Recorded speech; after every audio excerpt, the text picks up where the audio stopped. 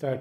नमस्कार, मैं आचार्य जितेंद्र हमारे channel the mirror of birth chart कुंडली का आईना से आपको आज चंद्रमा के बारे में कुछ इन्फॉर्मेशन प्रोवाइड करवाना चाहूँगा। जैसा कि हम देख रहे हैं बर्थ चार्ट है और एक कर्क लगन का बर्थ चार्ट बना है यहाँ पे। इसके साथ साथ गुरु का जो प्लेसमेंट है वो अभी की पत्रिका के हिसाब से मिथुन राशि के अंदर है और चंद्रमा का जो प्लेसमेंट है वो आपके मिथुन राशि में है। अब ये 28 डिग्री और 40 अंश के करीब है, मतलब कि आने वाले 1 से 1.5 घंटे बाद ये कर्क राशि के अंदर आ जाएंगे। तो पुष्य नक्षत्र की अगर मैं जैसे बात करूं तो पुष्य नक्षत्र कर्क राशि में ही बनता है। एक तो दूसरी चीज इसके अंदर ये आती है कि यहाँ पे चंद्रमा स्वयं राशि में आएंगे तो बहुत अच्छा प्रभाव देंगे। हालांकि प्रभाव गुरु और चंद्रमा ये साथ में थे जब मिथुन राशि में, तब भी दे रहे थे। यहाँ पे गुरु चंद्रमा का गजकेसरी योग बन रहा था और मंगल की जो दृष्टि पड़ रही थी वो भी चंद्रमा और गुरु पे पड़ रही थी। लेकिन अब कर्क लगन, कर्क राशि और चंद्रमा जो आएंगे यहाँ पे ये 30 डिग्री तक रहेंगे, मतलब आने वाले 2 से 2.5 दिन के अंदर अंदर ये राशि परिवर्तन करेंगे। तो यहाँ पे कर्क राशि वालों को कई तरह के फायदे होना संभव है। हालांकि एस्ट्रोलॉजी में बाकी के दूसरे जो प्लैनेट्स होते हैं उस पर भी बहुत सी चीज़ें डिपेंड करती है, क्योंकि खाली अकेला एक चंद्रमा ही सारी चीज़ों को कंट्रोल नहीं करता, बट मन को जो कंट्रोल करता है वो चंद्रमा करता है। तो मन से ही हम बहुत से काम स्टार्ट या बंद करते हैं। तो अगर कोई भी काम आप स्टार्ट करने वाले हो, शिक्षा से रिलेटेड, इनकम से रिलेटेड या फिर कोई यात्रा से रिलेटेड, तो ये जो समय है बहुत ही उत्तम समय है, क्योंकि चंद्रमा या तो वृष राशि में उत्तम रहता है या कर्क राशि में उत्तम रहता है। उसके अलावा भी कई राशियों में उत्तम रहता है, लेकिन सर्वोच्चतम स्थिति जो है वो इन 2 राशियों के अंदर नॉर्मली देखी गई है। बाकी का डिपेंड करता है कि प्लैनेट किसके कहाँ बैठे हैं। ज़्यादा आप अगर चाहते हैं कि कुंडली विश्लेषण कराएं तो आप हमसे कांटेक्ट कर सकते हैं और डिटेल में आपको सारी चीज़ें बता दी जाएगी पूरे भविष्य के बारे में। और इस पर चार्जेस जो हैं वो भी काफ़ी नॉमिनल हैं और जो इन्फॉर्मेशन हमारे द्वारा दी गई है वो काफ़ी सटीक है। इसमें कोई घबराने वाली या डरने वाली या किसी भी तरह की कोई भी बात नहीं होगी भविष्य में जो भी वीडियो होंगे उसमें, क्योंकि मेरा मानना ये है कि आपके प्लैनेट अगर पत्रिका में आए हैं, चाहे वो 8th हाउस में हो, चाहे 6th हाउस में हो, 12th में हो, लगन पे हो, 10th हाउस में हो, कहीं पे भी हो, वो एक यूनिकनेस है आपकी। जिस प्रकार से अंगूठे का इम्प्रेशन अलग अलग होता है सब इंसानों का, उसी प्रकार से चार्ट का जो डिज़ाइन या फिर चार्ट के जो प्लैनेट्स हैं वो भी अलग अलग तरीके से इसमें बैठते हैं। तो ये कहना कि ये प्लैनेट खराब बैठा है, ये अच्छा बैठा है, ऐसा नहीं होता। हर अच्छी चीज़ समय आने पे बुरी और बुरी चीज़ अच्छे समय आने पे अच्छी होती है। जैसे सूर्य, सर्दी के अंदर आपको सूर्य लुभावना लगेगा, सूर्य के पास बैठेंगे अर्थात सूर्य के सामने बैठेंगे आप, जितना ज़्यादा हो सके सूर्य को सर्च करेंगे कि भाई सूर्य मिले, कहीं रोशनी मिले, हम बैठे जाके।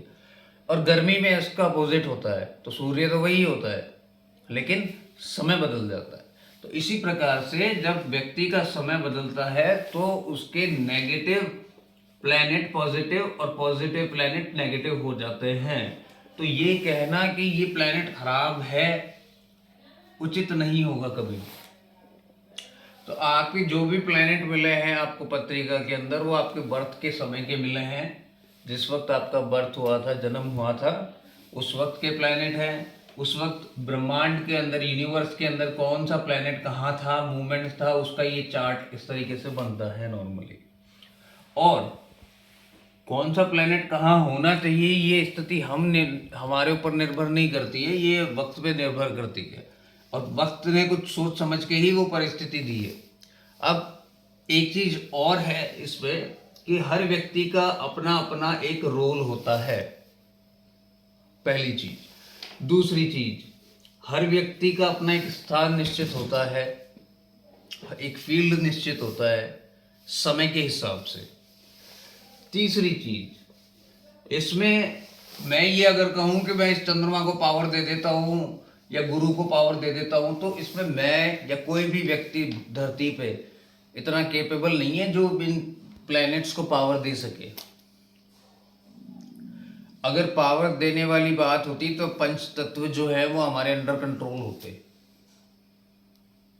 चंद्रमा को पावर दे दूंगा, आप ये जरूर कह सकते हैं कि चंद्रदेव की पूजा करके या चंद्रदेव को जो चीजें अच्छी लगती है वो करके मैं उनसे प्रार्थना कर सकता हूं या कर सकती हूं कि मुझे शुभ फल दे या फिर इसका पॉजिटिव से पॉजिटिव आउटपुट दे। आप ये कह सकते हैं, प्रार्थना कर सकते हैं, ठीक है। आप ये नहीं कह सकते या कर सकते कि मैं मंगल को पावर दे दूंगा तो ये हो जाएगा, मैं उसको पावर दे दूंगा तो ये पावर अपने हिसाब से नहीं होता, ग्रहों के हिसाब से ऑटोमेटिक चीजें चलती है। आप एक चीज ये बताइए, आपका जन्म हुआ जिस परिवार में हुआ, जो माता पिता हैं, जो सिटी है, जो धर्म है, या जो रंग रूप है, एजुकेशन है, जो पति या पत्नी मिले, जो बच्चे मिले, जो पैसा मिला, जो शरीर मिला, जो रोग मिले, जो शत्रु मिले, या जो भी आपको दुनिया में मिला है, वो ऑलमोस्ट 95% आपकी इच्छा के विरुद्ध ही मिला है। ये नॉर्मल वे में ऐसा कोई डेटाबेस नहीं है कि भाई मैंने कोई रिसर्च की है इस पे, लेकिन जो मैंने पत्रिकाएं देखी है उस हिसाब से 95% आपकी इच्छाओं, इसमें भगवान ने पूछा नहीं भाई कौन से घर में तेरा जन्म दूं, कौन से कुल में तेरा जन्म दूं, तेरे माता पिता का नाम क्या रखूं आपके। इवन आपसे तो आपका नाम भी नहीं पूछा गया था, वो भी माता पिता ने दिया है या बड़े बुजुर्गों ने दिया है। तो जब इतनी चीजें ऑटोमेटिक नेचुरल हो रही है तो हम कौन होते हैं इसको पावर और उसको पावर कम करने वाले। तो मेजर चीज मेरी ये है इस पर्टिकुलर कॉन्सेप्ट से कि पावर देना नहीं देना, ये सारी चीजें इतना दिमाग इसमें न लगा के आप सिर्फ ग्रह का उपचार करें, ठीक है। और ग्रह जो है वो देवता है, और देवता आपकी भावना को देखेंगे, ठीक है। और भावना के अकॉर्डिंग वो प्लैनेट्स को अपनी पावर को तेज या धीरे करेंगे। सूरज की रोशनी को कंट्रोल हम नहीं कर सकते, लेकिन सूर्य अगर चाहे या नेचर चाहे तो बादल ला सकता है और वो उसकी तेजी को कम कर सकता है, इतना कर सकता है, ठीक है। तो उसी प्रकार से उपचार पे आप विशेष ध्यान दें, और इसमें प्रभु का नाम जो है सबसे महत्वपूर्ण आता है। कोई भी पूजा पाठ, कर्म कांड, कुछ भी प्लैनेट से रिलेटेड, दान पुण्य, कुछ भी प्लैनेट से रिलेटेड आप इसमें कर सकते हैं, ठीक है।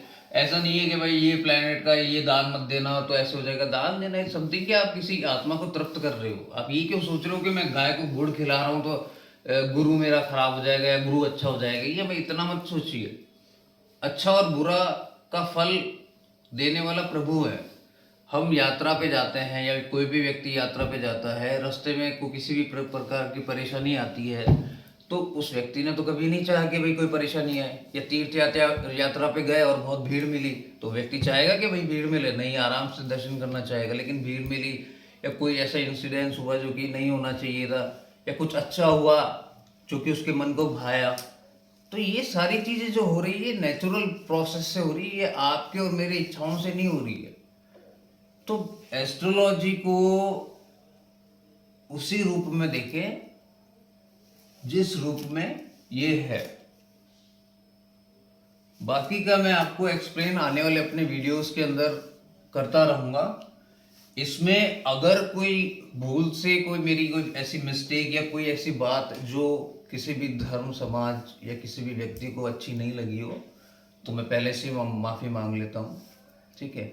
और इसमें इम्प्रूवमेंट की क्या आपके हिसाब से करना चाहिए, या किस चीज की इंफॉर्मेशन आपको एस्ट्रोलॉजी में स्पेशली या धर्म शास्त्र के बारे में आपको चाहिए, वो आप पूछ सकते हैं। मैं आपको डेफिनेटली इसमें डिटेल में बताने की पूरा प्रयास करूँगा।